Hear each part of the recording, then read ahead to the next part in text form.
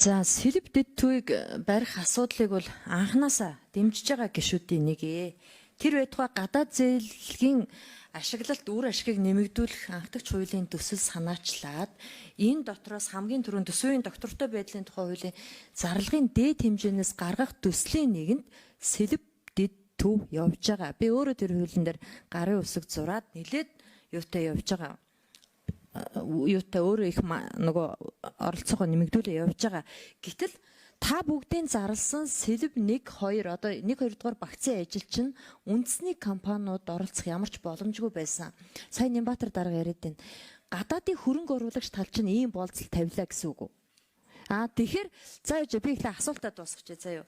Та нар 1 2 дугаар багц чинь хитрхийн өндөр үнийн дүнтэй явсан. Дээрэс нь баталгаа нь өндөр явсан тийм үстэй. Тийм учраас үндэсний ямар ч том компани энэ бүтээн байгуулалтын ажилд оролцох боломжгүй болсон. 1982 оноос хойш 51 жилийн дараа Улаанбаатар хотод хийж байгаа хамгийн том бүтээн байгуулалт мөн. Энэ дээр өнөөдөр бид нар Монголын барилгын түүхэнд барилгын компаниуд маань маш сайн өсөж бойтсон байгаа. Яагаад Монгол төрөөс зарлж байгаа энэ ажилд Монголын үндэсний компаниуд оролцож чаддгүй юм бэ? Монгол компаниуд оролцох боломжийг нь босхийг нь хаацсан учраас оролцож чадахгүй. Хятадын компани шалгартсан. Өнөөдөр Монгол компаниуд Хятадын компаниас одоо ажил гуйдаг туслан гүйцэтгэгч болж хувирч байгаа. Тийм учраас би эндээс хурал даргалагч. Энэ барилгын компаниудын төлөөлөл үзэгчээр орж ирсэн юм уу? Эсвэл эдрээс асуулт асууж болох уу? Энэ хүмүүс бараг 20 тоног гадаа жигсаал хийлээ, каскта суулт хийлээ. Би та бүгдээс асууя. Ямар учраас Монголын барилгын компаниуд оролцож чадахгүй байна вэ? Та бүхэн хаана хандсан бэ? Та нарт хэдэн барилгын компани нэгдсэн бэ? За одоо 3 4 дугаар багц дахиад зарлцсан байгаа.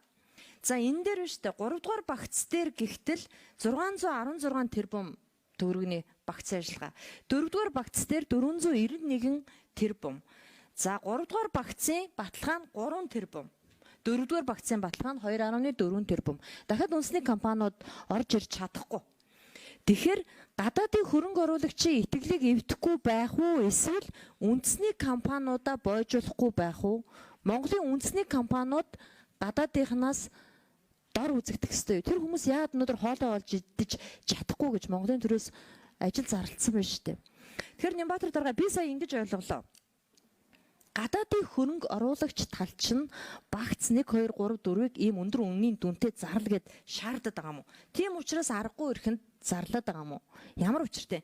Одоо энийгээ буцаага жижиглэж бутлаад үндэсний компаниудаа оруулах боломж байна уу?